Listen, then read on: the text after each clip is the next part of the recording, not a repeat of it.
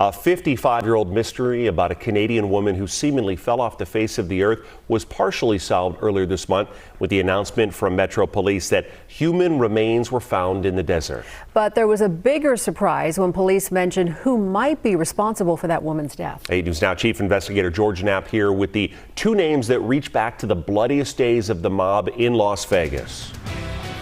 Early in the Martin Scorsese movie Casino, there's a shot that glides across the Mojave, and the narrator, Joe Pesci's character, casually notes there are a lot of holes out there in the desert outside of Las Vegas, implying there are also a lot of bodies buried out there by the mob. Two of the most prolific killers of that era were not members of the mafia, but they handled dirty deeds for the mob and for many other powerful interests. And now their names have surfaced in connection with the remains of a Canadian woman missing since the late 60s.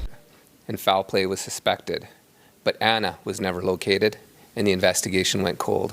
Police in Calgary were pouring through old missing persons files when they spotted a clipping about a woman last seen as she boarded a bus in 1966.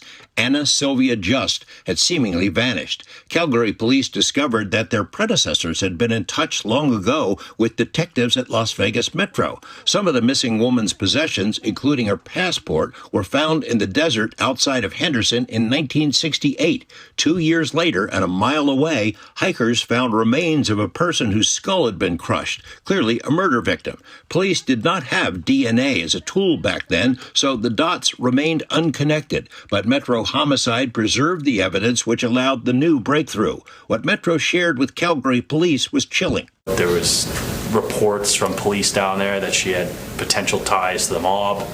Do you guys have to work with Las Vegas Metro to find out who her killer was, or is that strictly their file at this point? We'll be in communication with Las Vegas, and since we initiated this and reached out to them, it's been a great collaboration. Somewhere in Metro's cold case files, detectives found a connection between Anna Sylvia Just, the missing woman, and one of the most notorious killers in Las Vegas history, Tom Hanley. Metro had learned that the missing woman had possibly borrowed money from Hanley. It was a bad decision. Who was he? He'd been a key figure in several Las Vegas labor unions as far back as the 40s, but to homicide detectives, Hanley was a notorious assassin, one half of a murder-for-hire team. His partner was his son, Granby Hanley. They reportedly carried out contract killings for the mob, for casino owners, and for union bosses. These people were total cold-blooded killers. They were probably two of the most active contract murderers in the western states' history, I'm sure.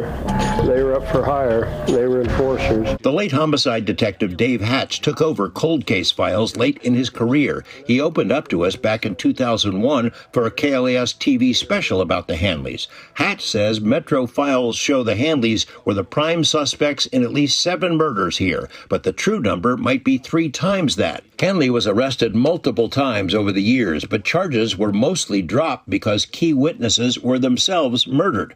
One witness who heard the Hanleys discuss many of their bloody plans was Wendy Hanley, Tom's common-law wife. Wendy, who was 40 years younger than her husband, lived with Tom and Granby. Years ago, she escorted us out to a desert area where one of the Hanley victims was found. This was their favorite place of dumping areas. Wendy says Tom and Granby would stash bodies in old mine shafts or desert spots where humans rarely tread. The recent news about the Canadian murder victim would seem to fit that pattern. The death that brought an end to their murder-for-hire enterprise was that of culinary union boss Al Bramlett, Nevada's most powerful union official. Bramlett and Tom Hanley were close. Tom and Granby were suspected of firebombing several Las Vegas restaurants which tried to go non-union, and law enforcement suspected Bramlett had hired them to plant the bombs.